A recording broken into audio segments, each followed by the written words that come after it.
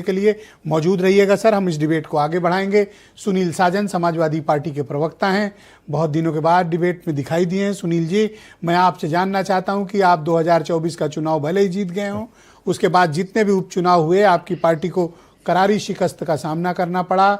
ऐसा प्रतीत होता था कि आप ओवर कॉन्फिडेंट हैं, लेकिन क्या सिर्फ पीडीए के ही सहारे आप बीजेपी जैसी माइटी पॉलिटिकल पावर वाली पॉलिटिकल पार्टी से मुकाबला कर पाएंगे? ब्रजेश जी, बहुत बहुत धन्यवाद। और नए वर्ष पर आपको और सभी पैनलिस्ट को और आपके जितने भी दर्शक हैं, हम उनको शुभकामनाएं देते हैं। भगवान से प्रार्थना करते हैं कि सबके कष्ट खत्म होंगे, सबके जीवन में खुशहाली और तंदुरुस्ती आएगी, इस कामना के साथ।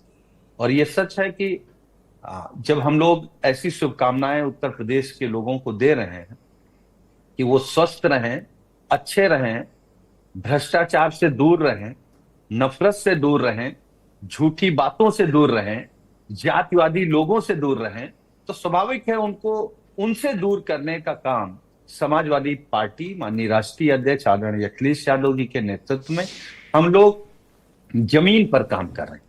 आपने कहा कि हम बहुत दिन बाद आपके कार्यक्रम में दिखाई दिए, स्वाभाविक है।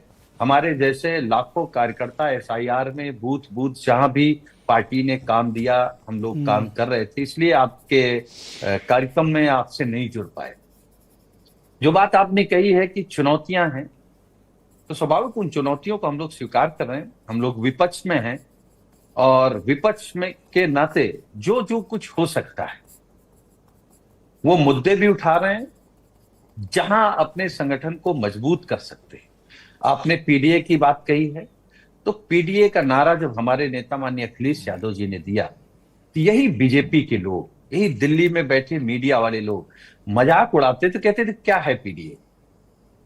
जब रिजल्ट आया तो देश के आदरणीय प्रधानमंत्री जी को समझ में आ गया कि पीडीए क्या है, बीजेपी को समझ में आ गया और पूरे देश की मीडिया को समझ में आ गया। पीडीए वो तबका है जिसका आरक्षण बीजेपी छीन रही है। पीडीए वो तबका है जहां गांव गली में अपमानित हो रहे हैं सरकार के द्वारा, सरकार के लोगों के द्वारा। तो पीडीए एक प्लेटफॉर्म पे आया है। पीडीए में वो सारे लोग शामिल हैं जो संविधान बचाना चाहते हैं, वो सारे लोग शामिल हैं जो भेदभाव जाति धर्म से हट करके उत्तर प्रदेश को या देश की राजनीति को एक नई रफ्तार के साथ, नई चीजों के साथ आगे ले जाना चाहते हैं।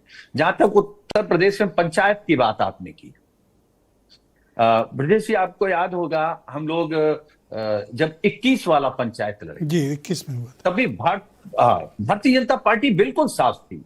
ये प्रधान नहीं जीते, जिला पंचायत सदस्य नहीं जीते, वो अलग की बात है कि क्षेत्र पंचायत सदस्य नहीं जीते, तो 2 क्षेत्र पंचायत सदस्य जीतने के बाद ब्लॉक प्रमुख हो गए। एक जिला पंचायत सदस्य जीतने के बाद ये जिला पंचायत अध्यक्ष हो सकते हैं। तो सर ये ऐसे ही था जैसे 2016 में आपके हो गए थे। ठीक है, मान सकते हैं आपकी बात, लेकिन 2016 में ऐसा नहीं था कि समाजवादी पार्टी कहीं किसी जिले में एक जिला पंचायत जीती हो या प्रधान ना जीती हो।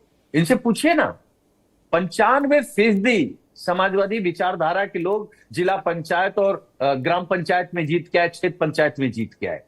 तो वो एक मुझे लगता है अब कि हम लोग उससे बेहतर रिजल्ट। अच्छा, मैं आपसे एक बात ये जानना चाहता हूं कि एसआईआर की प्रक्रिया चल रही है, आप लोग भी उसमें शामिल थे।